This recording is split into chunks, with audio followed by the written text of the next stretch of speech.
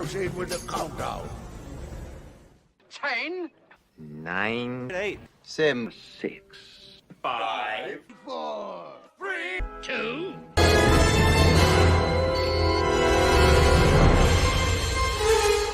Time's up.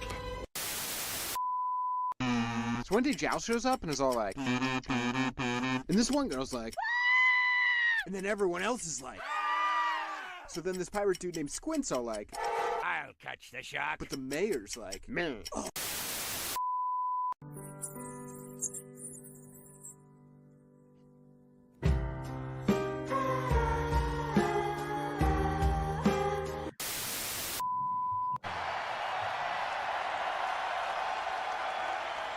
For the thousands in attendance and the millions watching around the world, from the capital city of the United States of America, Washington, D.C., ladies and gentlemen, let's get ready to rumble!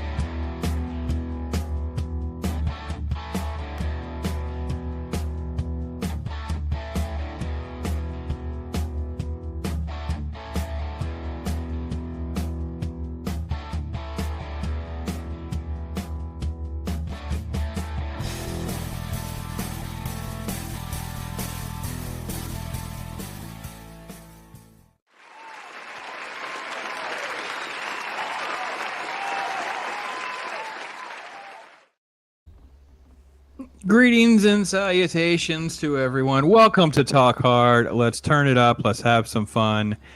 Talking martial arts tonight. What an incredible panel. We have a great guest with us tonight. And yeah, let's do it, man. Loki, my brother, what's going on? I see your kung fu, and I raise you tai chi. Oh, it's so good, isn't it? Wasn't it so much fun to revisit this movie? Tai chi latte. Oh no, not the cauliflower. Oh no. I wanted to, I didn't do it because I didn't know if it would fly. There's like the claymation iced tea Bruce Lee ad. Do you guys remember that? I found it. I was like, oh man, I want to put that in there, but I figured they'd fly. They've been flagging commercials like nearly every week, so I had to figure I'll pass this time. So From Happy Days?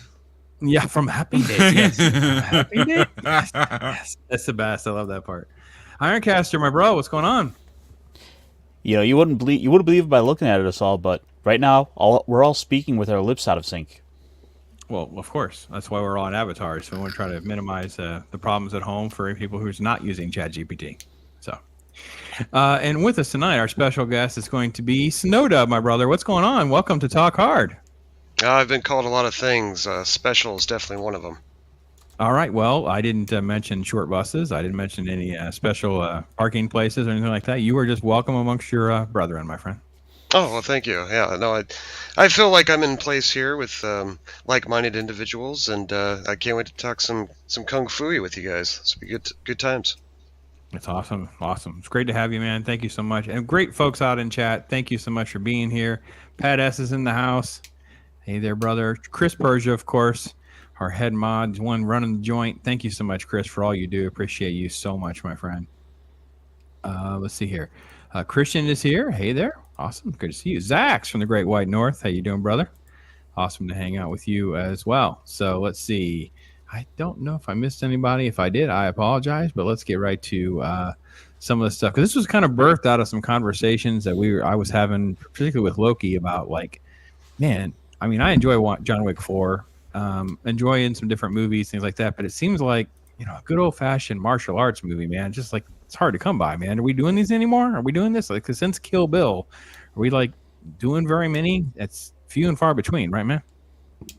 Well, they've got some stuff going on in China, in Thailand, in Japan, but not a lot of stuff here. Doesn't seem like they've got a lot of stuff going on here. And if it is, it's like spy action movie stuff. So not really what you would consider like a martial arts epic. Yeah, Snow. We talked about like having you on. It's like, oh, I know you're like this, Bruce Lee aficionado and stuff like that. It says it's the long dead of where that film kind of like when Enter the Dragon turned 50 years, of course, this year. It's like it changed the game for so long, and now it seems like it's just a genre that's kind of like set aside, cast aside. I don't know. What do you think about it? Yes and no. I think some of it has evolved. We're seeing like the original Gung Fu. I thought recognized was Equilibrium, with what's his name, Christian Bale. But now it's kind of Gung Fu mixed with Kung Fu with John Wick series. But true martial arts, fighting, like you don't see a whole lot of it anymore. What I've noticed is series have come out like what's his name, Chris Pratt in The Terminal, I think it was. Terminalist. The Terminalist, yeah, that one, it seemed to have some martial arts in it with his fighting, but it's more of an assassin type of thing. And then there's another one called like Old Man or something with Jeff Bridges that I watched. Same type of principle. It was very bare bones, hardcore tactics, very realistic street fighting type of feel to a lot of these things. And I'm like, okay, so maybe that's what they're leaning into now more is that more realistic, gritty feel of fighting, instead of the eccentric, over the top, flashy kung fu flips and kicks that we've kind of grown accustomed to. So you can find it if you look for it, type of thing. Mm-hmm. Okay, fair enough. Ironcaster, what were some of your thoughts? We kind of talked about doing this for a show tonight. Well, I think one of the big problems is sort of a death of genre, where everything has to be sort of amalgamated and melded together. You don't just get a straight up, action movie. No, it's got to be a superhero movie with a touch of like five different genres kind of blended in, and it doesn't do any of them particularly well. Yeah, that's true.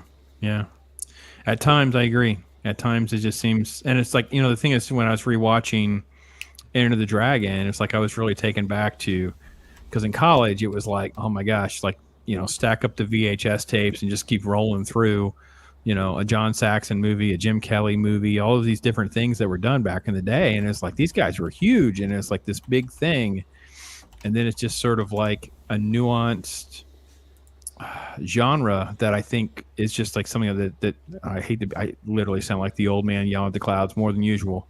The kids won't appreciate these days. It's not John Wick. It's just there's not enough gunplay or something like that. Is sort of like kind of where we end up now. Yeah, I don't know. Well, and then also you could get canceled too. Look at go back. How many people here in the chat or anything watched Rumble in the Bronx when it came out? Watched Legend of Drunken Master? Watched any of those movies? Then look at the Police Academy and look at Jonesy, where he's like, "Oh, not the cauliflower! Oh no!" And they made fun of all those movies. Now all that will get you canceled. You can't go to a movie like that and have fun and laugh at it and oh look, they dubbed it wrong, or oh look, this is out of sync. You can't get away with that anymore because they will immediately say you're an ist, you're an ob, you're a Yahtzee for putting out something like that, and they'll get you canceled. So they've got to go about that very, very, very carefully with their dubs, and a lot of times they'll get crap for it anyway. So even if, like, let's say you get some awesome martial arts epic out of China, if people don't want to sit there and watch a movie that is subtitled, they're going to have to dub it. If they make one little mistake, if they make one little error, if they translate wrong in one little way and they get called on it, that's it. That's it. They got to pull it. They got to redo it. It happened with Rumble in the Bronx. They had to pull that movie out of theaters. It was dubbed so bad and so crappy. They had to re-release it. It's happened before. And that's not even with people that turn on the entire company because they did something wrong. That was just, well, it's dubbed so bad it's trash. Okay, that's interesting. I didn't really think about it from that point of view. I definitely thought about it from the cancel point of view. So, no, what do you think about his assessment there? Well, I went and seen Rumble in the Bronx in the theater, and I enjoyed it. I'm not sure if it was after they fixed it or before. I can't really remember, to be honest with you.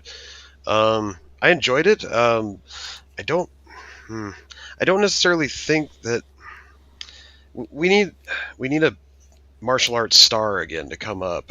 They kind of tried to push Tony Jaa for a while, but he fizzled out a little bit.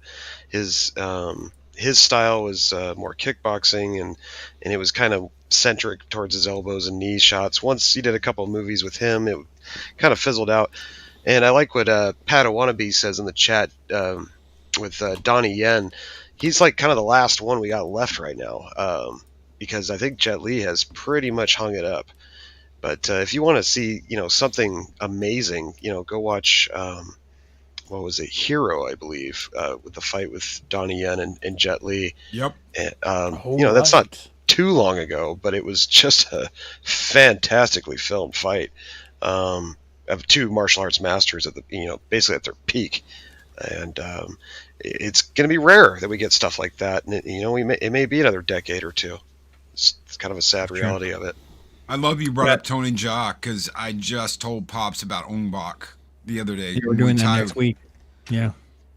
And I love that movie. When I saw that movie, I was like, holy crap, yes, this guy is insane. And then he just kind of disappeared.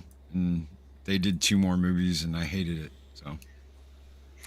Yeah, we're kind of in a place where that's a very good point, Dub. It's just it's like it just hasn't caught on, just hasn't taken. So people keep rolling in here. Hey to Pacific 414, how you doing, brother? Gap After Dark, thank you, my friend. Thanks for being here. Jackie Chan left a void. Yeah, that's fair. Let's see. Can't wait for Reacher season 2. Does that qualify as a martial art type stuff? I don't know. I did not get to Reacher yet. I haven't watched it. Yeah, I haven't gotten there yet. Nope. I don't really have an aversion. It's just a time management thing. But it's not just Jackie Chan. It's Jet Li too. Jet Li's gone. Jackie's gone. All this whole generation of badasses. Hell, they were making Jet Li movies here. Yeah. They were making Jet Li movies here. I forget what the one where he has like multiple versions of himself. The one.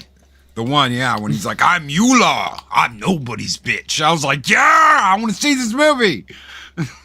You don't get that anymore. It's just not there. Yeah, he blasted on the scene with Aaliyah in, what was the name of that movie? Dang it. Kiss of the Dragon or something like that. Maybe the chat remembers, but yeah, Aaliyah, right before she died, that was like her big push into stardom, and that was a big deal. That movie actually made a lot of money and kind of set him up going forward to make a bunch more. But he wasn't in the last Expendables, and I think it's because he's retired. From what I hear, he's got some aches and pains, and he's kind of steering away from it. I didn't see the Raid movies. I've always heard good things. Were you guys on the Raid movies? Yes, I've seen the first one. I haven't watched the second one yet. Those are fun. But they're badly dubbed. Definitely.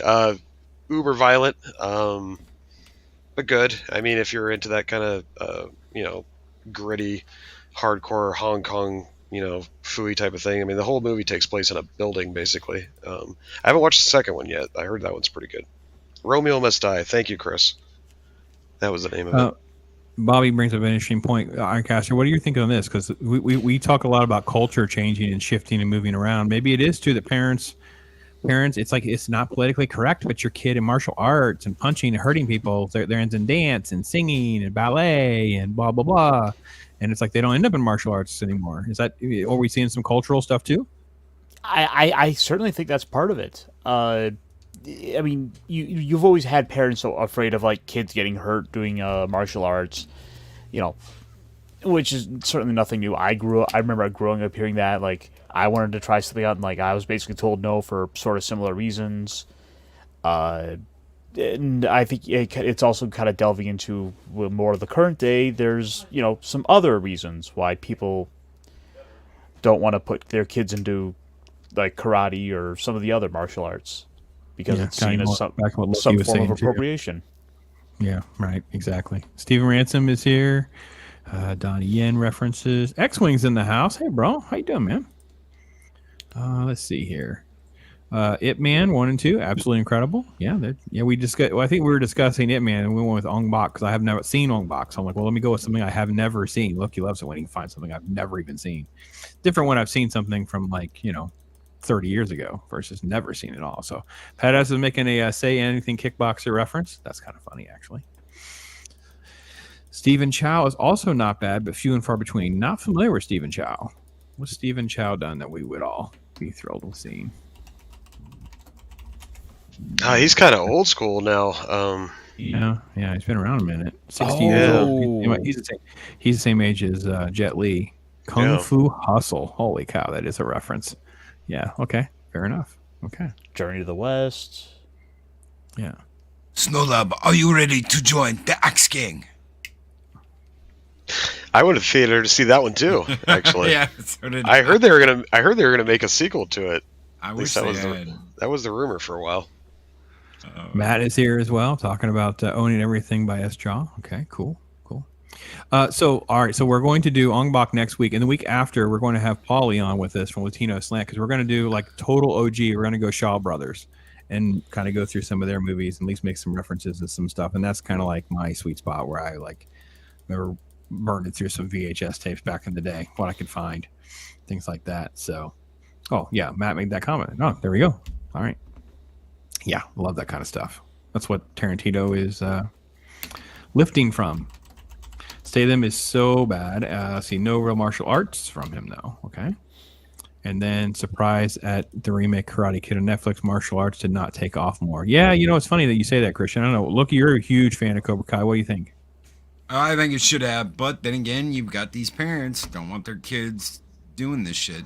Now, I don't know. I think I found something the other day. I found this when I got my yellow belt. I think that was the first belt over white for us. I was 6 years old. So, and I was in karate for another 10 years after that. I remember the first fight, a real fight I ever got into where I kicked a guy in the nose. My sensei busted my nose the week after that when he found out what happened. And this kid had been bullying me for like 5 years. I ended up kicking him in the nose and breaking his nose. And then a week later, I turned around and my sensei did the exact same thing to me. With no explanation of, hey, you know what? The little bastard tortured me for 5 years and asked for it. So, yeah, I don't know. Kids have got to learn how to defend themselves. It can't be this woke pussified culture that it just can't continue. Kids have to learn how to defend themselves. Some kids are going to do some bad shit. A lot of them won't, but some of them are, and you just got to deal with the ones that do some bad shit. But you can't leave your kids defenseless either. Gap is saying he's binging some kung fu. Yes, Gratapa. Yes, taking out. Don't watch that new crap. Oh my, that's freaking dog crap. Gender swapped craziness. By the way, I don't want to derail the show, but Zach did bring up. He messaged me privately, but I've been in contact with him all day. Some folks that know he's a YouTuber named Copa Catania. Copa was on with us here a few weeks back. Copa and his lovely wife, she just had a baby. And they've had to run to the hospital. So they've had some issues. So thoughts and prayers for them, some things that they're going through. So keep the Catania family in your thoughts and prayers. So didn't want to totally kill the mood. Sorry about that, guys. But, one of our own. Yeah, that sucks. So, hope it's nothing serious. Yeah. Let's see. So great movies to watch. Venom Mob. 5 Venoms is like the best. Love it. So I love that one. Yes, that's just definitely one we'll mention. So, and then Chuck Norris. Yeah, again, another person that's kind of aged out. You know what I mean? We just kind of think when SNO DUB was saying that's definitely true. And then if Padawan be talking about how self-defense and maturity still applies. Yeah, agreed. So, Enter the Dragon, guys. 50 years. I don't know, SNO DUB, you're big into this Bruce Lee thing, and it's the big Welcome to America movie. It's like this total big pitch of how they're going to take stuff that he already had done over there and give an Americanized version. Is that the best way to explain how this kind of rolled out into cinemas? That was a big part of it. Of course, Bruce Lee was a mega superstar in China at the time. In fact, so much so they changed the Green Hornet name to the Kato Show over there in China. That's how much they loved him. So he had the star power of the East going into this, but when they first wrote up the draft and everything, they told him, you will be the star of the movie, but you will have 2 co-stars. And of course, they brought in what's his name from Nightmare on Elm Street, and John Saxon. It's John Saxon and Jim Kelly, and I think that was kind of to balance out the fan base, so to speak, to bring familiar faces that were already in some, rough, tough type movies of that time, and to kind of boost Bruce Lee's star prowess. But the good news was Bruce Lee was already kind of known in the United States at that point, and that was his big film to kind of take over the scene. And wow, what an impression it left. And not only did it leave an impression, the fact that he passed away 2 weeks before it, dropped in the theaters, kind of made it a surreal type of feeling, sort of probably for this generation kind of went through with Heath Ledger, with watching The Dark Knight. And I think that's why that movie really sticks out in a lot of people's minds as well. And it won't be forgotten anytime soon. The Crow is another great example. Yeah, of course, being his son. Yeah.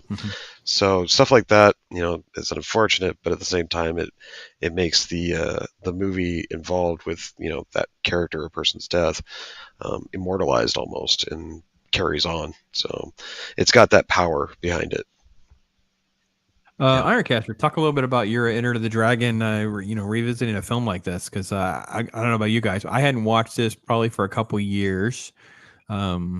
Just didn't make the rotation since I've been doing pop stuff, things like that. I remember watching during the pandemic, so that's probably like sometime in late 2020 or 21, and it's like, oh, okay. And then I'm like, here we go. Let's watch it again.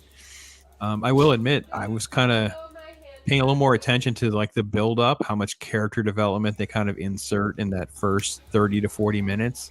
I would have undersold some of that, of how much time was actually spent on like the depth of story that we, care about, and really understanding who Roper is and what's going on with Williams. And we get a lot of details also about the past and things like that. Well, you know how I come on here every now and then and I tell you guys how like there's a movie I've never seen, and then you're all shocked that I've never seen it. This is not one of those movies.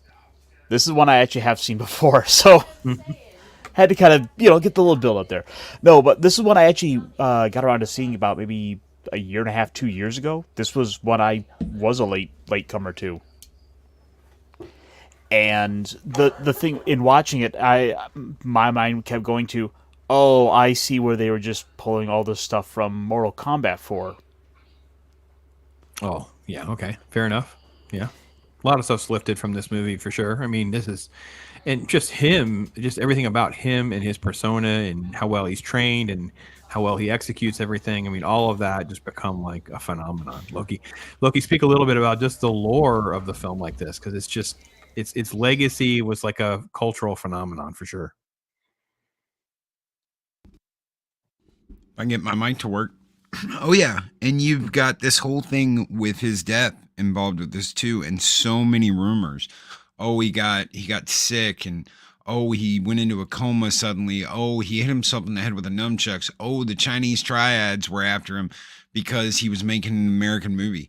Out of all the rumors that were going around and all of the underground, oh, this happened, oh, that happened, he did anger apparently the Chinese triad when he decided to make an American movie, because they were bankrolling him.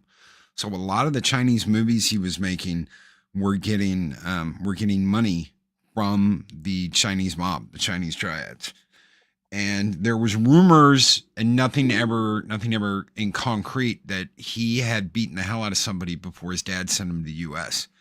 And that one of those was the son of some mobster who, when he went back, didn't want anything to happen to him, because he was gearing up and making Chinese movies now. He was a legend now. So there's all kinds of mysticism surrounding this movie and what happened to Bruce Lee while he was making this movie. That alone carried this movie to a whole nother level. And we saw that, like you brought up with Heath Ledger and the Batman. his son. The same thing happened with his son in The Crow. Who knows if The Crow would have been a huge movie or not if Brandon Lee hadn't passed away, and there was all kinds of rumors and hysteria about that too. Loki, you're absolutely right. In fact, to really pour on the sauce just for a second, Brandon Lee had an open interview, and it's hard to find now. I've been looking for it forever, but he had an open interview right during the filming of The Crow where he was asked about his father, and he was like, yeah, I think I'm going to reopen that case and see, what really happened with him, because he had questions that he wanted answers. And that was on a live interview.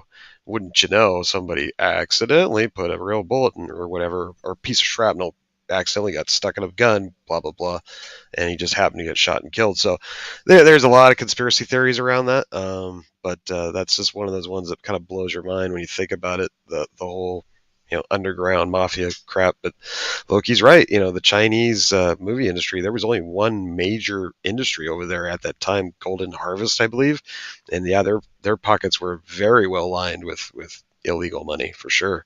So yeah, who knows? But according to the official diagnosis of Bruce Lee, he died from a cannabis allergy, because he took some cannabis before he laid down to take a nap because he was having a headache. So he died from a cannabis allergy is the official what do you call it, doctor's thing. Yeah, cause of death. Yeah. Wow. Huh. Okay. Yeah, it's 32. It's just crazy. It's just crazy. So I think one of the things that I took home from this too was just obviously Bruce and just the incredible physique that he has on display, but also just Jim Kelly and John Saxon and even some of the other extras in the film and things like that. Just really Bolo. Oh yeah. Just there's just so much stuff that's just, it was really, really impressive. Just and obviously you feel so grounded in this world that they take us on. You just feel so immersed in everything that's happening in this film. Yeah, there's so many. Yep. The I film think did Balls so of well. Fury even copied it. Yeah, that wouldn't surprise me. Yeah, definitely. There's also like that parody, right? The parody that's done in Kentucky Fried Movie, right? So there's a massive sequence of martial arts parody that's in Kentucky Fried Movie.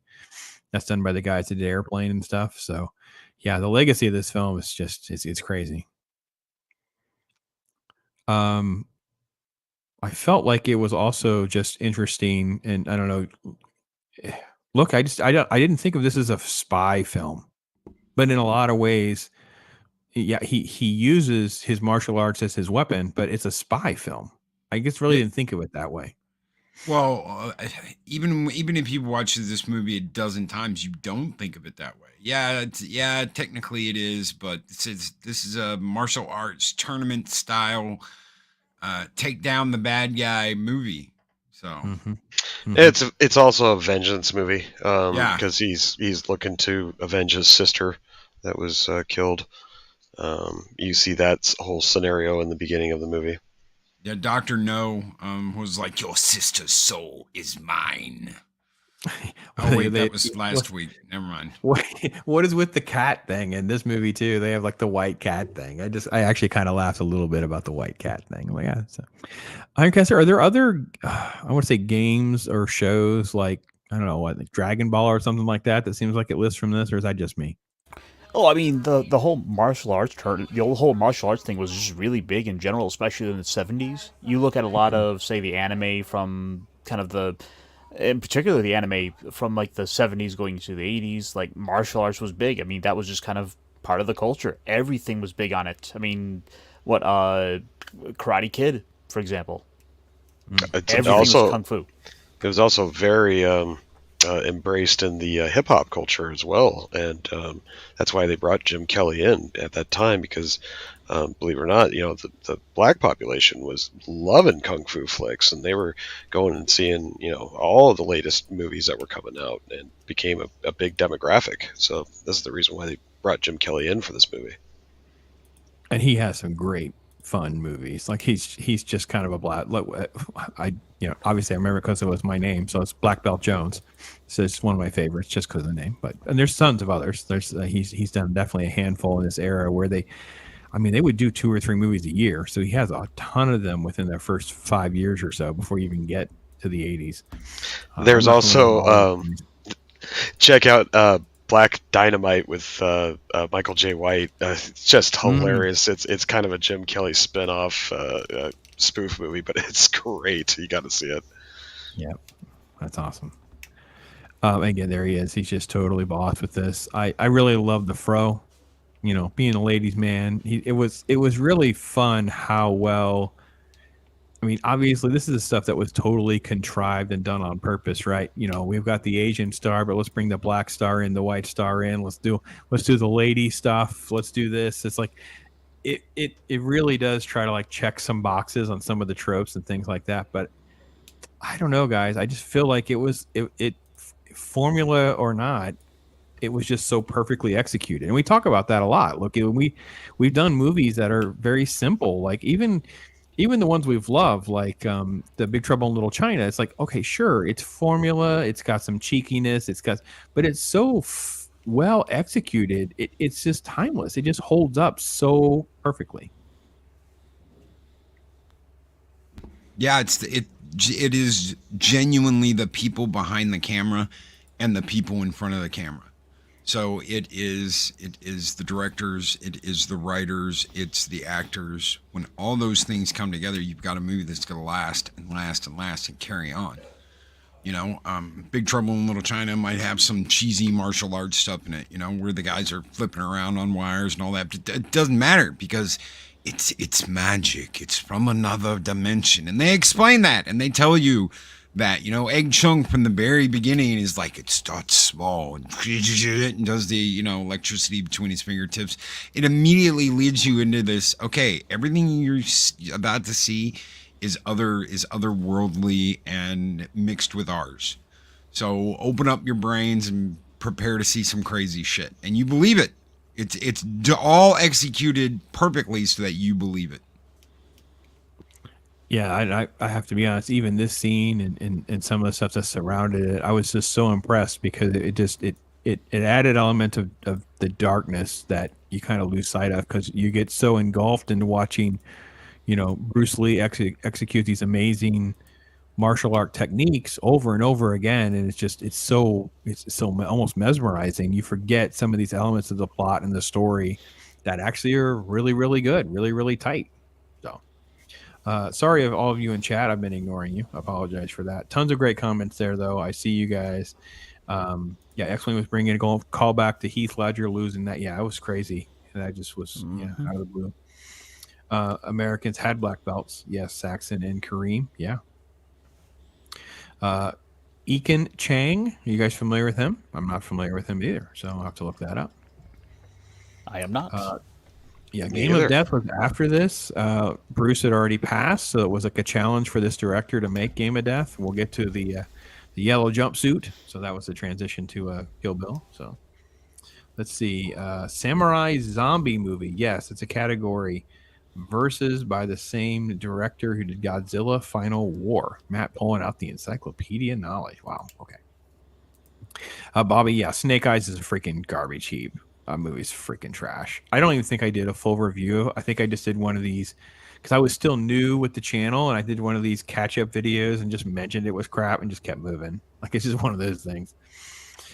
Lee Family Curse, yes. If you haven't seen it, go back and watch our Crow talk hard, and it was, I don't know. Loki and I had some moments. We were having a hard time in some ways. So. Man, you guys are great. Wasn't one of Clint Eastwood's sons trying out for the lead in Karate Kid and never got the part? I don't know. Did any of you guys know? Don't know that. Thought I heard something to that. No, not that I know of. Yeah, Speed Racer, martial arts as well. Okay. One of 2 actors that Tetsuo Hara based Kenshino from Fist of the North Star on. Okay. Oh, that was what was happening earlier. There's a mention of that as well. So, Yeah, this is an arena. Okay, see, back then the stories needed to be well written. It might look like a masterpiece compared to today, but then it was standard. Yeah, well, Christian, that's our theme. Part of Talk Hard is, we enjoy challenging each other of things that we haven't seen that we really do enjoy. Also challenging you guys, taking suggestions from you guys of things that we would have fun and enjoy. And then, of course, leaving it and documenting it. Like SNO DUB, we were talking about, you've done some martial arts stuff on your channel, and it's like, maybe it's just not caught on, or people are not catching it like you thought. But if we don't document it, then no one's going to find it. Like, I just think this stuff's going to get swept under the rug, and they'll just be kind of like, I don't want to say lost, but it won't garner an audience. I always have this, even if it's naivete, that someone will come behind us, man, and they're going to like it. Yeah, I had a show I was trying to put together for a little bit there with T-shirt Historian and Pauly, Latino Slant. It was just trying to get the three of us all together at the same time was a little bit of a challenge, and so we kind of steered away from it from a little bit. But next time I talk to Pauly, I'll see if we can't try to bring it back, because I enjoyed it, but it was just between that and it didn't have much of an audience. There's some diehards out there, of course, but everybody's still talking Star Wars and that stuff, Marvel. That's the big topics these days. Well, I mean, that's the genre thing, though. I mean, not everyone's going to be as into like the sword and sorcery fantasy stuff, so you might not get the same crossover as the martial arts guys. But it's like a gateway drug for me. I'm like, if I can get someone to watch Enter the Dragon, they can talk about how great it is. Like, okay, well, listen, how about Game of Death? Let's just keep going. When you get through Game of Death, let's go. Did you like Kill Bill? Okay, well, did you know that he lifted almost all of this from, and then you got Shaw Brothers as a gateway drug, and you can just kind of parlay it. So even if I can do something and it only, there is a cost benefit, right? Because you said, like you were saying, it is difficult with scheduling, difficult with time. Maybe you have to do editing, whatever it is. But reality is, I think that there's so much importance that we have to do to plant some flags for the legacies, and especially something like this. It's the 50th anniversary. Anything we can do, I guess they're going to do. Ironcaster, could you look up the date and stuff for me on that Fathom events? Because it's going to be back in theaters. I think it's July. I don't know for sure, but Fathom Events is going to have an anniversary screening, so that's something you guys could do if you want to go catch it in a theater, which would be kind of cool. I really wish we were in an era, because I don't think, Loki, you went to one of the Fathom events with Trek. They don't really roll out anything special for those anymore. They seem pretty much, no advertising, no real promotion. Nothing. Yeah. You wouldn't even know what's playing if it wasn't for the sign in front of the room you're going into to watch it. You wouldn't even know. There's nothing there that says, "Hey, we've got Star Trek II: The Wrath of Khan playing tonight." Nothing. They just don't care. All of leadership has changed because of the pandemic. I used to have like press passes, VIP treatment from these people. I mean, I can't even tell you the stories. And there'd be posters, there'd be all kinds of stuff. And then during the pandemic, that kind of finished off whatever that was, and it has never picked up again. So, thank you, Ironcaster, for getting this. Part of me does wonder, though, if it is more so an sort of age thing, where for some of the people that would be able to make these calls are looking at some of these films and are thinking, well, that was from before when I was from anything that I had anything to do with. I don't benefit from this. Like, I wonder if there's not a sunken preference there. They license them out, though. I mean, there's got to be... Well, yeah, but benefit all around. Everybody's making money, so let's face it. Return of the Jedi lands in the theater. It makes some money. It makes the top 10. I mean, it finished 4th. Like, so, it's not as though the nostalgia won't make money. And this is what, because you definitely are on board with me with this too. Loki, we were talking about, like, if I'd go buy a theater, I'd want to have some of these older movies in these auditoriums. You're want right. to have a healthy balance. When they did Batman '89, I was in the theater there when they on one of the many screenings of Wrath of Khan. I had to make sure I caught that in theaters. There's a lot of these movies that are on my bucket list that like I do want to see in theaters one day, but like it gets so hard when they're like trying to basically bury it. So when I worked for WinStar World Casino, when I worked for the Indians, I'll just put it that way. They had their own theater on their land. And they could pretty much, they could watch whatever they want to. There was no like leasing it out or anything. the new movies that they would show, it would almost be like dead. There was never anybody there, but they showed classics multiple times a day. If you went into any of those screenings, because you could watch them for free, you just paid for your popcorn and your drink. They were packed every single time. The classic movies would always be packed. It was the new stuff that, not everybody was that into. But the classic movies, the OG movies, they were packed every single day, every single night. People would come and watch because you're getting a free movie. You're getting a free classic to watch on the big screen. If anyone at home has an ear of someone in the theaters want to make some money, they've got to go back to some of the basics. Snow, you got a younger kid too, so it's like if there were buck movies to go, because they're gonna make all their money on these concessions. Like, so, you wouldn't mind seeing something in a theater again with your kid just because you can have it off your bucket list of seeing something in a theater with your kid. Yeah, well, my son was raised on Bruce Lee. I mean, those are some of the first movies I ever showed him. One of his first words was "wah," So it would be beneficial for us to go watch this movie together on the big screen. I think he would really enjoy it. I know I would. We actually just got tickets to go watch Return of the Jedi tomorrow night.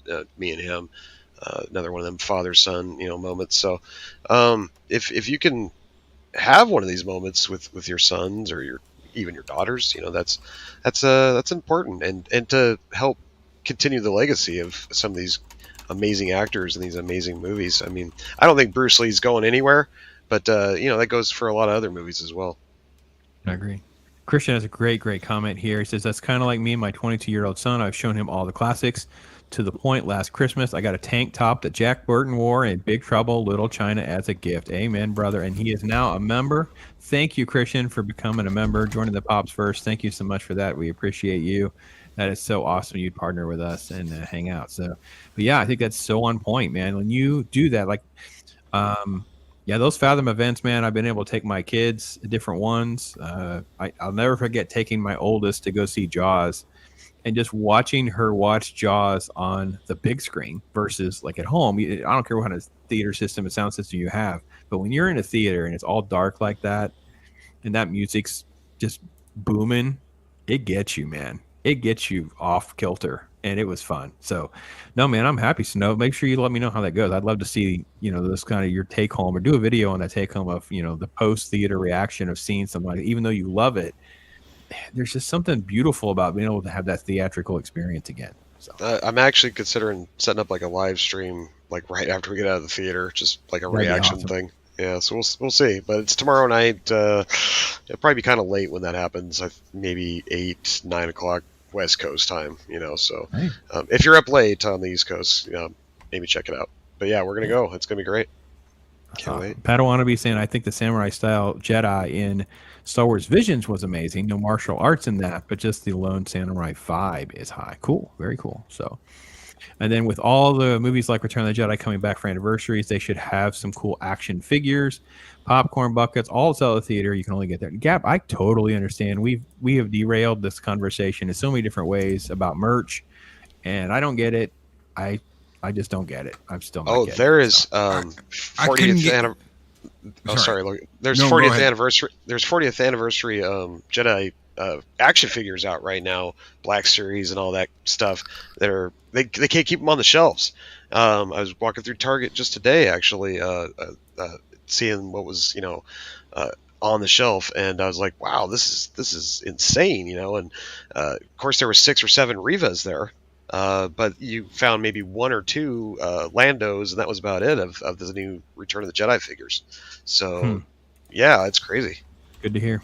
$5 Canadian from Christian as well. Shout out to Ironcaster promoting you, Gilded. Awesome. Thank you so much, Christian. We appreciate that so much, brother. Thank you so much. Monkey Jeebus is in the house. Hey, brother. They're still doing some 10 a.m. shows. They're only about $5. So that's good to know. I mean, it's still $5. I think that's fine. I mean, I'm not above. I think, there needs to always, I think there's the matinee price is that $5 to $7 sweet spot. It's fine. But there needs to be like $1, $2 things for kids and churches and youth groups and things like that too. These theaters are they're making money when people are in the building. It's not all about the ticket. So Yeah, but like we brought up, why not have more of the merch aspect? I mean, when we went to see John Wick, no popcorn tubs, no special drinks. I see this black stuff up there, these black popcorn tubs and these black drinks, and I'm like, okay, I want the John Wick tub, and I wasn't even gonna get popcorn, but I was like, I want the tub, so I want the tub, and the guy goes, excuse me, sir, those are for Shazam. And I'm like, what? Shazam. I'm like, no, John Wick. Oh no, you need glasses. Shazam. Son of a bitch. DJ Ronnie G is here saying, look at Talk Car. Listen, why is it not? Like, I pull this together, Ironcaster, SNO DUB, you guys. I go to the theater for my 50th anniversary Enter the Dragon screening. Why is there not the equivalent of a Black Series action figure there? It's retarded not to have that happen. It makes no sense to me. I would even take a NECA figure at this point. Well, don't open it. His leg might come off. Don't look at it too hard. Yeah, don't shake it in the car. What's your problem with NECA? I mean, honestly, I love my NECA Ninja Turtles. Holy shit, man! I love those things. I want to buy an Alien and a Predator. I was like, I'm gonna set these up on my shelf, and I'm like, okay, this would be pretty cool. But then, like, literally, before I can even as I'm just trying to take the figure out of the packaging, the limbs start breaking on me. Yeah, there's a lot of them that have done that. I ran into that as well, where it seems like for some reason it's like the way the molding is on the interior plastic. Sometimes on them, the leg will pop off. I lose a leg, and I'm like, well, what the heck? I can't even get out of the freaking package. And I'm like, so I don't know. I don't think it's an epidemic. I was kind of in jest, but reality is, yeah, there are. I can attest to what Ironcaster said. I've had it happen too. I believe it was Retro Blasting that had done a whole like video about like the problem with them, how this is part of something. This has been a known problem they've had that has been brought up to them many, many times for about a decade or so now. Wait. Y'all take your figures out of the boxes? Of course, you got to play with them. Well, that's the problem, man. You're not supposed to take them out, man. They're worth like 10 times more if you leave them in the box, man. Y'all are crazy. 10 times more whenever my Ninja Turtle's holding his leg. My grandson, like, see what happens when you play too rough with your toy. He's holding his leg. So, Pat S. There's a theater chain in New Orleans called the Prytania. They show old movies Wednesday, Sunday, 10 a.m. Friday, 10. Okay, well, that's cool. Yeah. That's what they need to be doing, Pat. Very cool. Very cool. So, really? Oh, hold on. You really? Daniel? Really? Cool, Ironcaster? Really? You want to do this? You want to? Oh. You want to do this? You want to go? Let's go. All right. Which one? You want to go? Got there? That's the 2014 Year of the Horse Optimus Prime. Year of the Horse. SNO DUB, we've lost control.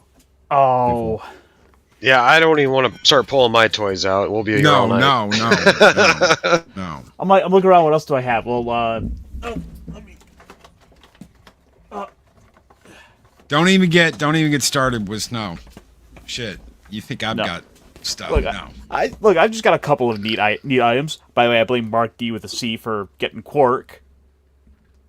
Oh, that's cool. Yeah, I'm trying to get to that nerdrotics level, that basically everywhere you look is a toy. That's where my room's going to. I was like, yeah, of course I need to get this guy in blue, in red, in purple. Is I get that the same true? figure. Is that true? When you open them, you just heat up the packaging. That'll like soften up the little thing. That's the thing you guys do. Oh, I don't I've do heard about that. that. Monkey Jeebus is saying it, and Bobby's saying, yeah, you can just kind of heat it up in some warm water. It'll soften the joints, so you can just pop them right out easier. I have to bake my toy in order to play with it. Oh, I don't know want the about leg to that. come off. I don't want to soak my Ninja Turtles in water, man. Yeah, I don't know what'll happen. They're gonna get salmonella that way. Gap's like they'll suffocate in there as the value rises.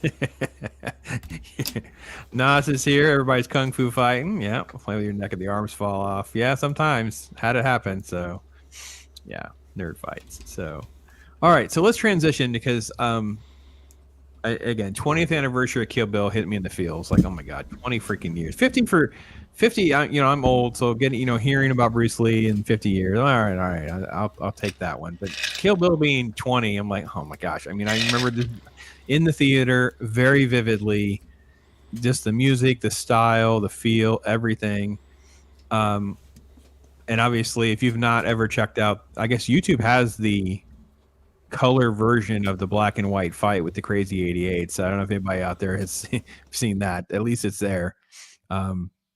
Snow, you're more of the aficionado on this than I would ever be. How do you look at like the Tarantino, I don't want to say tribute film, theft film? I don't know how you feel about it. How you feel about Kill Bill? Oh, I love Kill Bill, especially the first one. I look at it as an homage, of course, with the suit and all that. I understand Tarantino's a fan. I was more offended by what his portrayal of Bruce Lee in Once Upon a Time in Hollywood than I ever was with Kill Bill. But yeah, the Kill Bill was just a great kung fu flick. I thought it was well done. Or sword fighting flick, I guess, because there's a little bit of kung fu in there, but it's definitely more towards the samurai type of feel, the old samurai movies. But I got no problems with it, man. It's Kill Bill's, I think, are probably one, if not his best films, definitely in his top 3, for sure. I don't think anyone can agree on Tarantino films. It's so funny you say that, because if you do rankings of Tarantino movies, everyone has different movie. It's Right. really, really fascinating. Like there is no, I mean, even Pulp Fiction, there's people who are like, and I'm like, wow, really? I mean, I thought that would be the one that would kind of always be at the top 3. But there are some people who are like, I don't really watch that one again. I'd rather watch these. I'm like, okay, it's interesting. It's a very interesting. And is it? I don't know. Loki, what do you think about Kill Bill? Where are you at on the Kill Bill thing?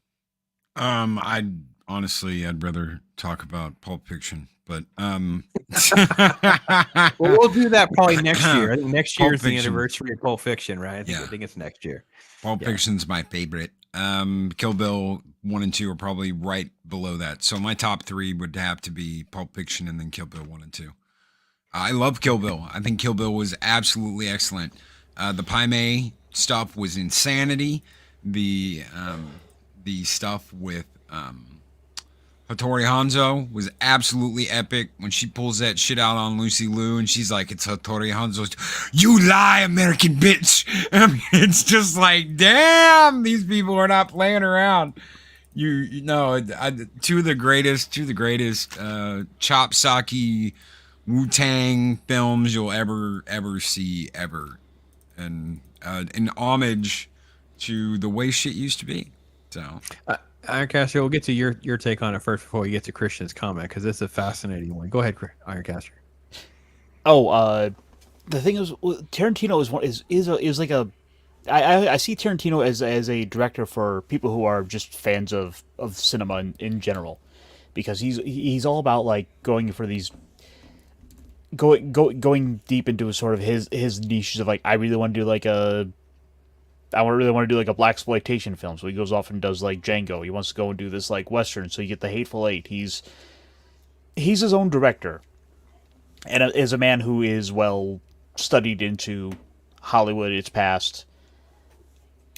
Oh, he's a nerd. He puts us to shame. He's an uber nerd. I mean, he had nothing else to do. Watch these videotapes in a videotape store all day. I mean, it really is insane, and you can listen to them do interviews being around him. There's no like, let me look it up. The recall is just right there. It's really, really crazy. Yeah. It's kind of like that line of. It reminds me of that line from what was it, Beetlejuice, where he says like, I've seen The Exorcist 97 times. It gets funnier every time. Yeah, I'm with you. So, all right, Christian brings up the divide over Tarantino. It's because, especially Kill Bill, because I remember when Kill Bill dropped. I think I was like the new reviewer on the block kind of thing, writing, and I took all sorts of heat by loving this film. And it's like, well, no, you've never watched this Shaw Brothers movie. You've never watched Lady Snowbird. You've never watched this. I'm like, yes, I have. And reality is now I want to go watch them again. But there is a massive divide, I think, in some circles. Snow, you're a lot more into this than kind of I am. Do you still see a lot of the Tarantino hate, especially on the Kill Bill front? Oh, it's all who you ask, you know. Like last time I really mulled over Kill Bill, it was with T-shirt historian and Tom from Midnight's Edge. Me and Tom pretty much are equal as far as what we love from Tarantino. Um, but T-shirt, he was completely opposite. He hated the first Kill Bill and liked the second one better. Part Wow. two. Okay. Yeah, and most people I've talked to, it's kind of the opposite. So it's interesting. Like you said, it just really depends on who you talk to and what they saw and what they appreciate from him. But that's the great thing about Tarantino. He's kind of got something for everybody. That's true. Yeah, I am definitely a volume 1 over volume 2 kind of person. I do understand that my problem is with them being one movie is they're just so different. That the tone changes so radically with part 2 becoming more of like that Western feel. Like it just completely changes the tone. And I know people think there would be a part 3 and whatever. I'm like, you got to follow Tarantino. He has no desire to get back into this. My God, I love this scene so much. And I don't know about anyone else. I watch this scene, and every time I watch this scene, I think to myself, do you think Tarantino paused and had him do another take to make Vivica Fox butt look that good? They had to have stopped and said, listen, we've got to, holy cow.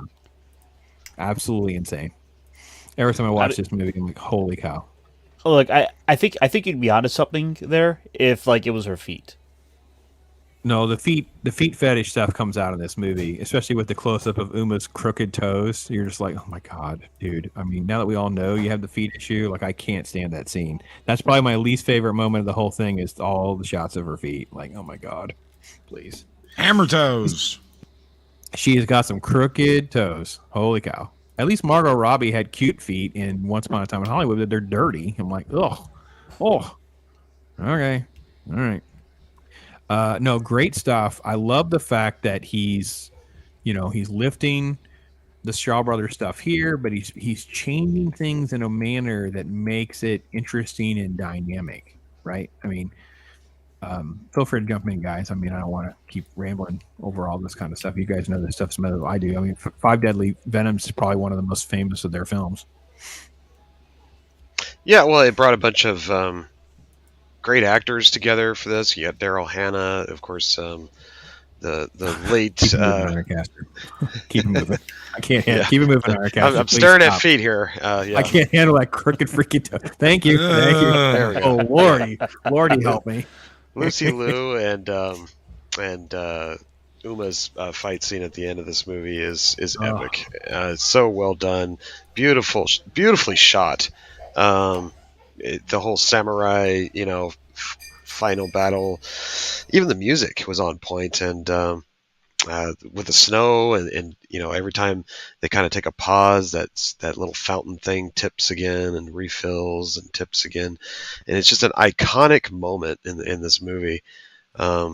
It really is a samurai's quest of vengeance throughout this thing, and even though it's female centric, it's done well. This ain't no Star Wars, kids. This is actual, badass chicks doing some badass things. No, I absolutely agree with Snow. And when you've got like a generational bonding moment, I remember it took me telling my dad who the hell was in this for him to watch it. And when Hattori Hanzo's giving that speech where he's about to give her the sword and he's explaining everything, I look over and he's got that same look that he had when Conan gets his sword in the original Conan movie. And it's that look of, he is Conan. He will not cry. So I will cry for him. And, it's that whole badass different generation that doesn't show their emotions, that doesn't do any of that. But there's these moments in film history where it almost breaks them trying to hide that they're like, oh, hell yeah, I can't wait for this moment. Yeah, I got to be honest. I can't get enough of this film's action. Obviously, the big fight scenes that are in it. I just love the dynamic of the characters. I think he just creates characters that we're in an era where there's just no creativity at all. There's more interesting elements that come out of Go-Go. right? Go-Go, Johnny Mo. Like there's more interesting stuff just of these, side characters than there are of whole TV shows. Let's face it. I would rather watch more of these sequences than whole seasons of some of this crap that we've done. It's crazy. I love the show so much. I will have to disagree with T-shirt. I don't care for volume 2 nearly as much. I love parts of it, of course. But I think, Loki, did you want to say when the Hanzo sword's at the end and she's like, "You lie," and then she flips it around, I'm like, oh, it's so good. Every time it happens, I'm just like, oh, it's on now. She's like, "There's the lion dog, bitch. It doesn't lie." And the attitude I think me and Snow and Tom talked about this at one point, where it's this attitude that Lucy Liu is completely disrespectful to her. She's like, "Stupid American girl thinks she can play with samurai sword," and then she cuts her. She cuts Lucy Liu, and suddenly it's like, I must apologize. I was a complete bitch to you. I have dishonored myself by constantly berating your Americanness. I now understand that you know what you're doing, and we shall have a true samurai to samurai fight to the death. Let's get it on. I love that. I absolutely fucking love that. I'm sorry for F-bombing on your show, but right before that, she says, right before that, Loki, she says, attack me with everything you have. Because she gets cut, real bad. And, it's like a backslash where she drops into the snow. And that's when she's like, "Stupid, American girl. Want to play with someone?" And then she gets back up and she's like, "Attack me with everything you have." And then when she does that, that's when she gets cut. And she's like, and that's when she takes the moment of, "Oh, I just came to finish you off and you pulled your," and it's a really cool signature move too. If you watch this movie closely, she has a leg chop that she does with her sword that she uses quite often. And that's the move she used right there to get that one up on her. Yep. Yeah, so Matt is addressing some of the things we were talking about before about how everything is an homage style. He's just this obsessed fan that really gets into all that. Really couldn't agree more, Matt. Okay, Nas, listen. You don't have to put on the front. We know that you're in defeat and your name is now Nos Fitaratu. We all got you. We understand who you are. You're not fooling us. Let's see. Oh yeah, no reshoots. Everybody's talking about Vivica's butt now. Cool. ZBR's in the house. Hey brother, hope you're doing okay. Martial arts legends. Yeah. Gordon Lau, David Carradine, Sonny Chiba. Yeah, there's just a couple. There's more. So fanboy rehashing of the classics. I think I'm really going to defend Tarantino quite a bit there, Christian, just because I think that there's people who have no idea of some of the genres and stuff that he's talking about. And if he can even get a couple people to go check it out, I think that's part of what I enjoy about a Tarantino movie, is that he's going to try to expose me to something that I may not know about. That's what I enjoy. ZBR. Look at what ZBR put. Holy shit, dude. Oh my. I don't even know if you. Oh my God. Oh my. That's a low blow there, zombie. We were hoping you would hang in there. It's. Can we liken it to the Travolta thing, right?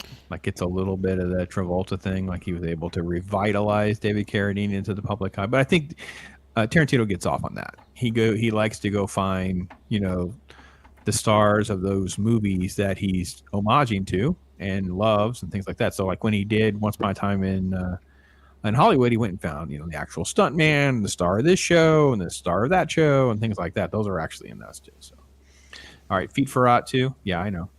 It's okay. I got you, man. It's okay. We know what's really going on. So, yeah, I know that I lumped these two together. They don't exactly go together. I think SNO DUB, you said it right. I mean, obviously the other one is a martial arts movie. This one is completely different in being more of a samurai film. But even this film, in a lot of ways, we don't make films like this either. We're not making anything that has to do with any of the martial arts, any of that sort of mysticism and spirituality. And I have to be honest, I'm glad we had to talk this out, because I guess maybe I hadn't put enough emphasis on one. I think what you said, Loki, about the wokeism of it's insensitive to kind of have some of this, and then 2, Ironcaster, where we're really kind of going even deeper into like, oh, it's been a generation now. We don't want our kids doing this kind of stuff. So I'm like, huh, okay, all right, I can see all that. So, which is really unfortunate considering there have been attempts to do these sorts of shows in the more modern day. I mean, one of my favorite shows of the last few years was on AMC called Into the Badlands. Yeah. Which the problem was it was just sort of in the shadow of The Walking Dead, so it sort of didn't get the love and attention that it really did need, I felt. You mentioned it before we got started, and I thought to myself, I don't think I've ever watched it. I don't know. Did you guys watch it? Any of you guys watch it? I don't remember that, but I checked out this show on Netflix called, sorry if I butcher it, it was Rurouni Kenshin, the beginning, and it was basically like a samurai type show, and it was very well done. I was totally enthralled with that show. If you haven't seen it, check it out. Was that the live action or the anime? No, it's the live action. Yeah. Oh, okay, because that that I just kind of gave that away, but that was based that it's an adaptation from the anime, which is from the manga. Oh, okay. So it is actually pretty popular. Cool. Yeah, well, the live action one was fantastic. I thoroughly enjoyed it. I think there might be a sequel to it as well. I haven't checked it out yet, but I heard it wasn't as good. But the first one was fantastic. It's called The Beginning, and it's on Netflix. But yeah, I guess there's a sequel to it. I don't know. The other thing too, I'm glad we stopped on this frame, Ironcaster. Some of these shots where he is radically playing with color palettes. Obviously, she wears this, stark homage jumpsuit to Bruce Lee with the yellow. The way that she comes in through the airport scene. Then you have this big anime cut. Then you have a shot like this. We go black and white. We have blood spraying everywhere. We have this shot with blue in the background. And, of course, the conflict at the end with the white snow. I mean, man, this movie's kind of underrated in that, that part of it. I guess as we're going through this in my head, I'm trying to unpack some of my thoughts. And like, wow, I don't give this film the credit it deserves for some of those kind of bold moves. Yeah, it shows you just the love and attention that Tarantino would give even to like give to the camera positions, the lighting, every little bit of his craft. And it's not just with stuff like this either. Look at the kitchen scene in Pulp Fiction, where it's just 3 guys standing there talking, and look at how the way everything is composed, the way the cinematography works. It's so simple, but it's iconic. And what did he really do here? He's got like a blue light, a light with some blue background, and it's black and blue. And with a mirrored floor. It's so simple, but it looks so unique. But he keeps doing that and juxtaposing them against another color palette. So when you have this shot, then you'll cut and it'll be like a shot of just all this red. Then you'll cut again and it'll be, it's like he's constantly blending different things together and somehow finds a way to make them work. It's very, very impressive. Very impressive.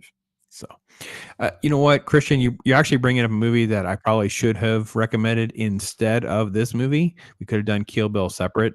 Crouching Tiger, Hidden Dragon probably would have been a better partner film with Enter the Dragon. I didn't think about that one. I have not watched that movie in forever. It's a couple years older even. It's like 2000, I think.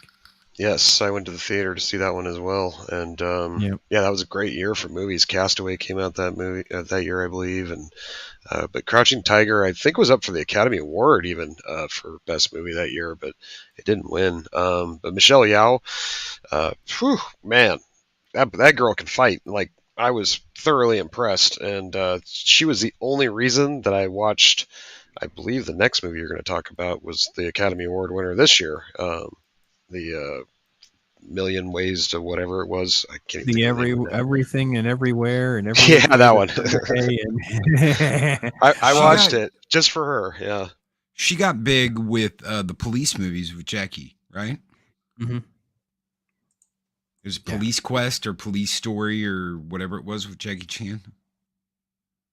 I believe it's Police Story, if I'm not mistaken. Yeah. I'll have to look at it. Yeah. But that's where she kind of got big, if I'm not mistaken. I know that's the first thing I saw her in because I used to watch Police Story, Super Cop. Yeah. Super Cop. Super Cop. That's what it was.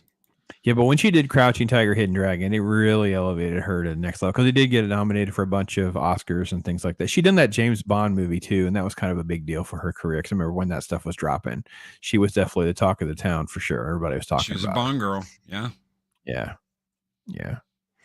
So, but yeah, no, I think that I don't know. Anything else we want to say about Kill Bill before we leave it? Because I mean, I think we really kind of danced around even the end sequence a lot because we're already at a quarter till. All right, then. So let's go to the Everything Everywhere All at Once. Loki, did you ever watch it? Did you ever get through it? Nope. It's a very strange film. I've had my hands tied behind my back for the past 2 weeks with this house. Totally so understand. I apologize. I have not gotten to see this yet. I will see it. I got to see all of like 2 minutes of Renfield today, the very beginning, and then it was like, nope, can't watch the rest of it. Because I've got my hands tied. I can't. Yeah, I'm with you. It's just the juggling. I mean, there's so much stuff going on. Ironcaster, what about you? Did you ever see this Everything Everywhere All at Once? No, I this has totally slipped my radar. Like I heard people kind of talk about it, but I was just so preoccupied between like some of the other stuff we were doing for the show here and my own scheduling. It just totally slipped my radar. It's such a strange film. Snow, you said you saw it in the theater? Not this one. No, I think I red boxed it if I remember right. Yeah. It was a weird film. I get why some people. To me, it's a love-hate film. I think with Everything Everywhere All at Once, it's one of those like love-hate films because it has so much like artsy stuff in it and sort of like it does have like woke elements, but it's not really at the detriment of a male character. So I'm not sure that that's woke. I think it's just this is what they were going for: strong women and some things like that. It's just so strange of what a multiverse movie is supposed to try to be like. I thought that it really hit a lot of strides well, but there's some stuff that I just really couldn't get into, and it felt long-winded as well. But I'll say this: all the performers deserved all the accolades that they got. Michelle Yeoh. Oh man, I always say his name wrong. Short Round. Kiwi Kwan.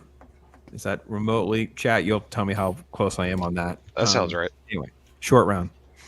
He is spectacular.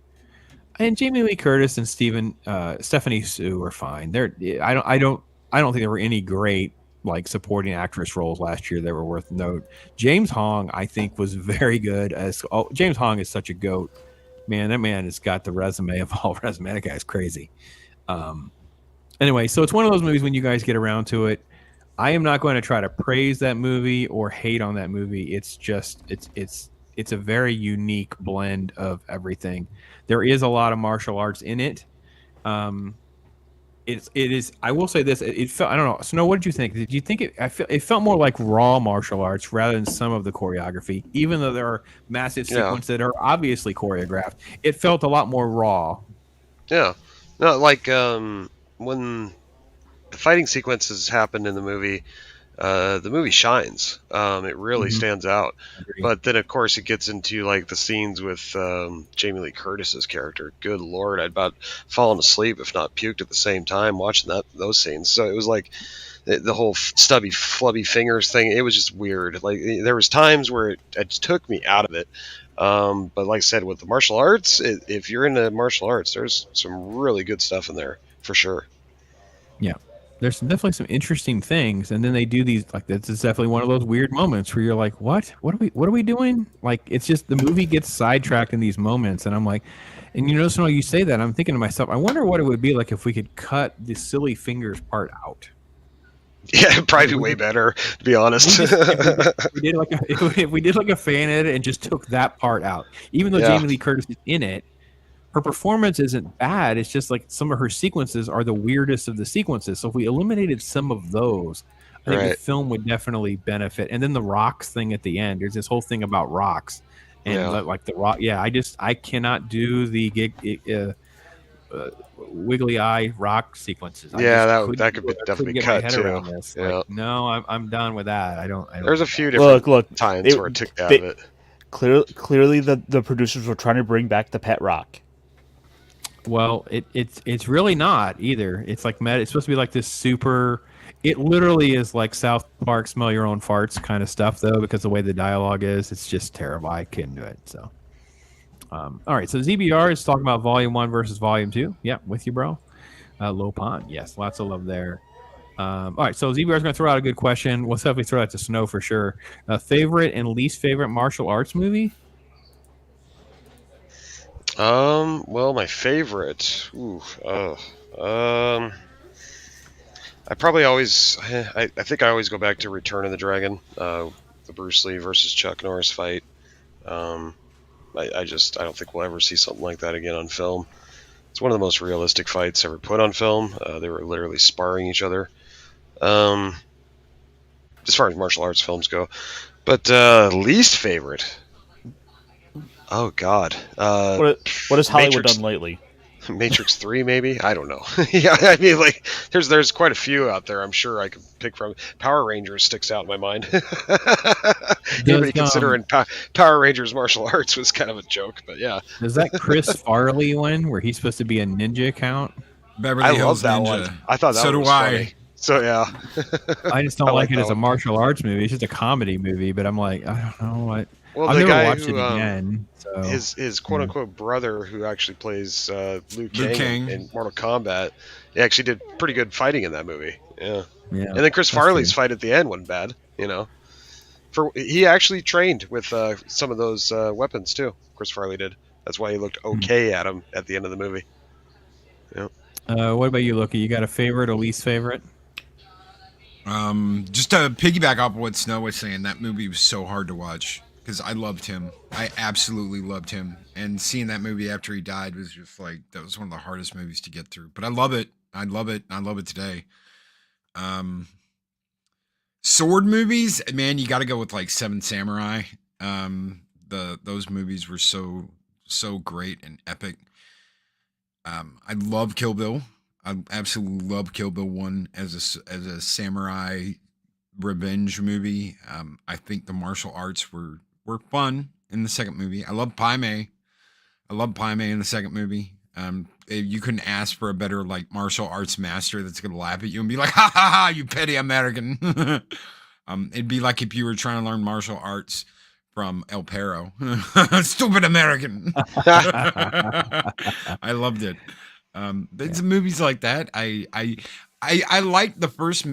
Snow brought up Matrix. I like the first Matrix for the bullet time at the time, but the rest of the movies were like, why'd you make more?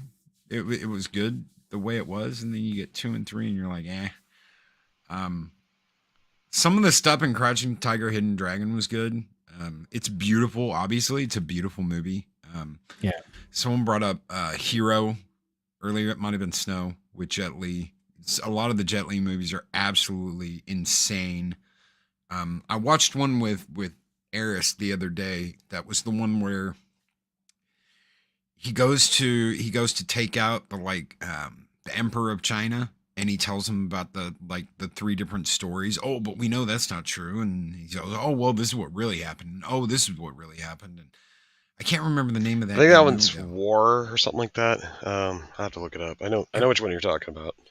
It's beautiful, beautiful movies, man. The cinematography is just beautiful in those movies, and you're like, this isn't even made here. And you can go back and watch like Legend of Drunken Master, absolutely epic martial arts movie with Jackie Chan. I love Rumble in the Bronx. I love movies that make fun of those movies, man. The Police Academy movies. I brought that up earlier with Jonesy, where he's like, "Oh, not the cauliflower," and their lips are all out of sync, and oh, the Godzilla is attacking the city. You gotta understand, there's a different time. It's such a different time, and you gotta tongue in cheek. Oh, they're disrespecting the cinematographers of Japan. The fact that they even brought that shit up back then was an honor in a way. They made fun of themselves. I'm not gonna buy into that. Those people need to go pounce. I'm saying. So, what about you, Ironcaster? You gotta vote for some high or lows? Oh, of course. I think my list is gonna be a little biased. Oh yeah, by the way, let's just get that out of the way. Mortal Kombat 2 is probably one of the worst. Oh yeah, definitely. Pretty bad, yeah. That's a pretty bad bad. one. Good call. So Good call, Zombie ZBA. Box fill that side of the equation in for me easy. But I mean, the thing is that there's a lot of them I really do like. I like some of the kind of gimmicky ones. Like for example, the flying guillotine. Like I just love the insane like concept with that one where they basically have a big old like razor blade thing they're gonna throw onto a guy's head and it just instantly decapitates him, and that's like part of the technique of the whole movie that's built around. Of course, Kung Pao Enter the Fist is an absolute favorite, but that's more just a parody of them. It's pretty bad, I thought, but yeah, Oh, I can't get enough of that one. it's cheesy. We talked Check about out Hustle. wrong on purpose. Kung Fu Hustle, man. no, Kung Fu Hustle was good. Absolutely. Yeah. But the Axe Kung Gang. Pao one, no. The Axe Gang. I Where would he's got hamster also. nunchucks or whatever. No. Couldn't do I it. need Gopher Chucks. Fuck. Is that Stephen Chow? Is that Stephen Chow in that one? Yeah. But I know a couple things. for- I can't keep it all you know, straight sometimes. So for one last little recommendation, it'd probably be the Detective D series. I really like those. They're some of the Chinese martial arts movies that have been a little bit more recent. Go back and watch that Ong Bak. You want something that wasn't made that long ago? Go back and watch the original Ong Bak. It has one of the funniest scenes when his buddy's running through that alley and he grabs that knife and he turns around and all those guys are chasing him and they're standing there like, whoa, wait a minute. He's got that like hatchet and that lady walks down in the middle of him and she's like, knives for sale. And he's like, oh shit.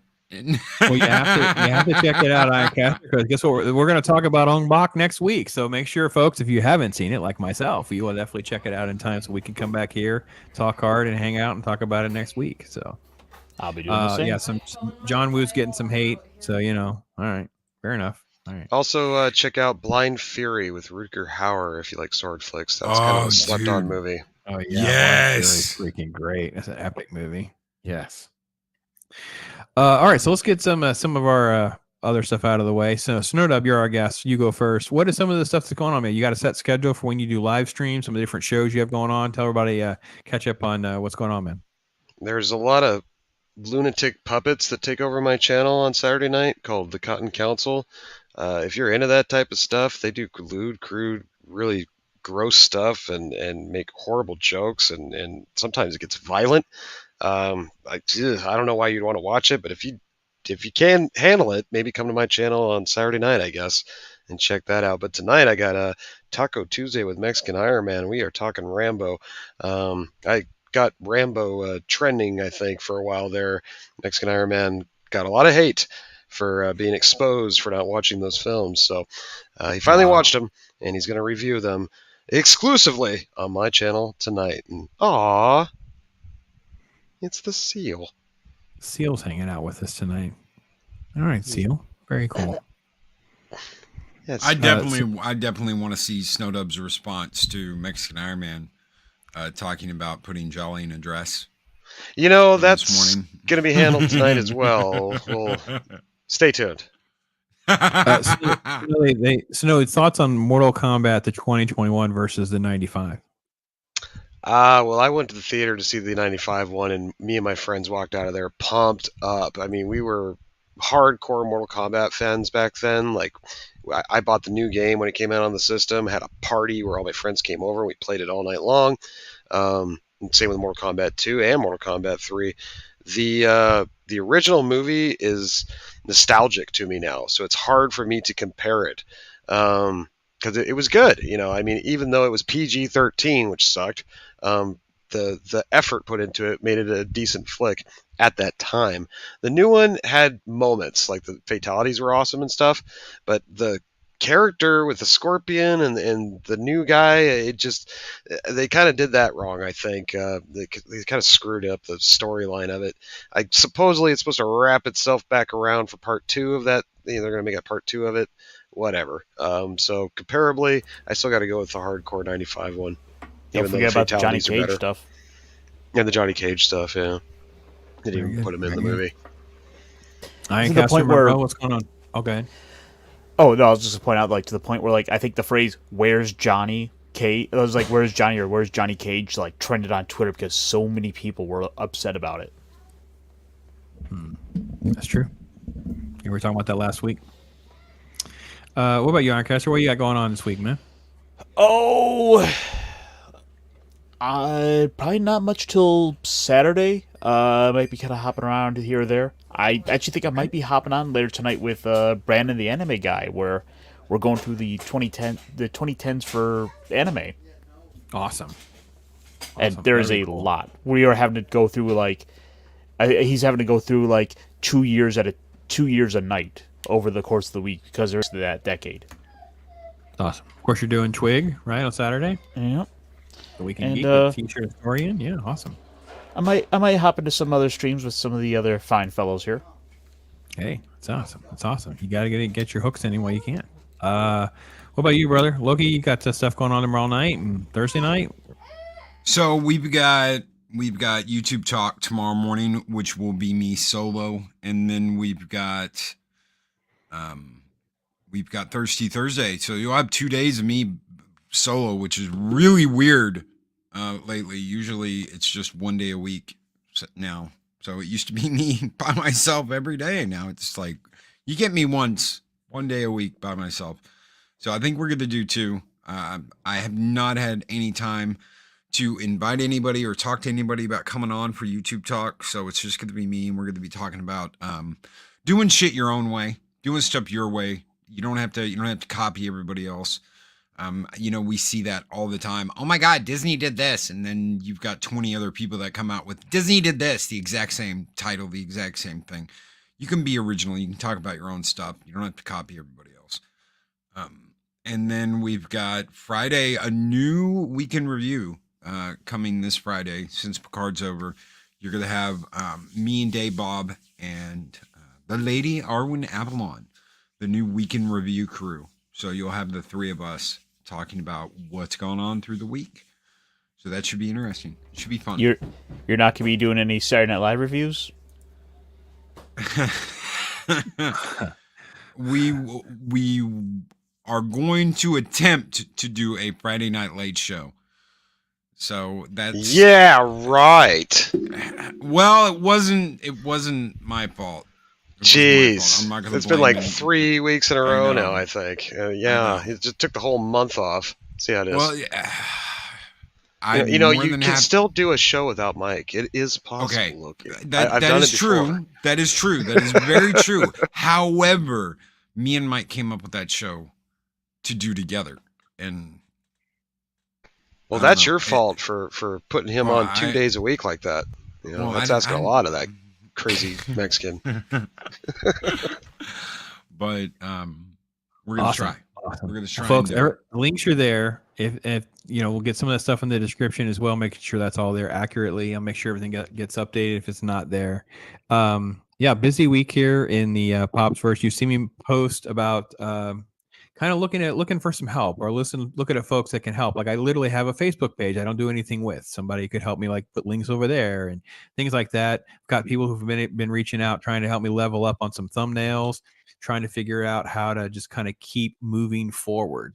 It's kind of how you kind of keep leveling up and looking for avenues and things like that. Pat S is kind of come in and really kind of help me a lot with some of these things and navigate through. Probably will start working with me to like do some of the scheduling and some of the stuff with me for things like What's Your Story and maybe the comic talk, things like that. Because you guys know it can be time consuming. So the standard stuff this week, obviously, comic book Wednesday tomorrow. So that'll be rock and roll with some comic book stuff tomorrow. Saturday morning cartoons. What's Your Story on Sunday? This week is Lady Bellfire from race car driving to now YouTubing. It's a fun little story that she has and how her journey has gone for her and some different interesting things that she has to share. Some of the big things that we talked about, and we're very, very much in development of this. So if you want to be a part of things or you have some ideas and things like that, yes, it's May the 4th this week. And yeah, I'm going to do Revenge of the Sith. So what struck me was I'm sick of feeling negative about something that I love so much and such a part of my, not only my childhood, but even my adult life, my time with my kids. So I'm really going to plant my flag and go, you know what? Screw you, Disney. Duck Fisney. May 4th is a fake made up thing by nerds that blackface us, and I just can't stand it. And May 25th should be Star Wars Day because that's the day it all began. That's the day when it all started. And this year happens to be the 25th anniversary of Jedi, which also opened on May 25th. So I'm going to be doing and putting together some different show ideas and streams and premieres and recorded videos and things like that to kind of pay tribute to Star Wars pretty much all day, of things from going to be up early talking with the folks over in Japan. We're going to talk about some of their experiences. Obviously, I got a stream set up to talk about Jedi. We're going to talk about toys and collecting, holiday special. Nothing's really off the chart here. We're going to just kind of have some fun. I hope you would do the same and just kind of make sure that, we don't want to let them win. They don't get to win. And I'm not going to stay silent about it. I'm going to talk about the things that I love and enjoy as much as bash the crap when they win generated. So another $5 Canadian super chat. Thank you so much, my friend. Happy to be a new member. Thank you, man. So much. It's great to have you with us and hanging out, getting to know you. And tomorrow night, actually, I have some stuff going on during the day, but I can't probably get started till 6. So 6 to 8 or 6 to 9, I should probably be able to run if you guys are willing. You get member streams. So if you're a member, you'll be able to be on. We're going to hang out and kind of talk about whatever you guys want to talk about tomorrow. Gotta be honest, I don't really have a set agenda, so it'll be more like you guys get to drive around. So if you're a member, feel free to set that aside some time there, hang out with us. Probably around 6 to 9. I can run till 9 o'clock. And then, we'll be back here again, talk hard next week, Ong Bak, and then the week after Shaw Brothers. So tons of fun stuff, man. Gentlemen, thanks for hanging out with me, man. It's been awesome. No problemo. Yeah, Snow, it's great to have you on for the first time. Be able to be with us. It's been cool. Great to reminisce about this type of stuff. Like we don't get enough talk about this. I think you said it very early on, Snow DUB. It's like, all the big corporate stuff kind of sucks all the oxygen out of the room, right? And we've been in this run of it. Like everybody's attention span just bounces from House of Dragon to, Mandalorian talk to the latest Marvel rumor. Just everyone's got like ADD and stuff. And it's like, well, no one's carving out enough time, I think, for stuff that's good as well. And we definitely love doing that. So I'm glad you're able to be a part of it. You made the show so much better. I appreciate you being here. Oh, no problem, man. Anytime you need somebody to talk Bruce Lee with you, give me a ring because I can go all night. Well, it's been awesome. Loki, Ironcaster, my brothers, thank you so much. Chris Persia, you guys hanging out in chat, running the show, thank you so much, brother. And many of you guys that are members, we appreciate you so much. And welcome, Pat. Thank you for helping me with expanding the Pops verse a little bit here. I know Talk Hard's a little bit of its own thing now, but it's just something I just enjoy talking dirty with all you guys. So thank you so much for all that. Thank you guys for being here. Hopefully you have a great week. Make tomorrow a little bit better than today. Be out there, be blessed, make a difference by just trying to be just a little, put a smile on somebody's face. And if nothing else, get out there, just talk hard. You guys take care. Remember to take some time to chill. Here's Bob the show. I'm Ross. All I do is chill. My life is a thrill, for real, Bob Ross. I be too calm for the drama. You don't wanna cause a problem, I'll solve it.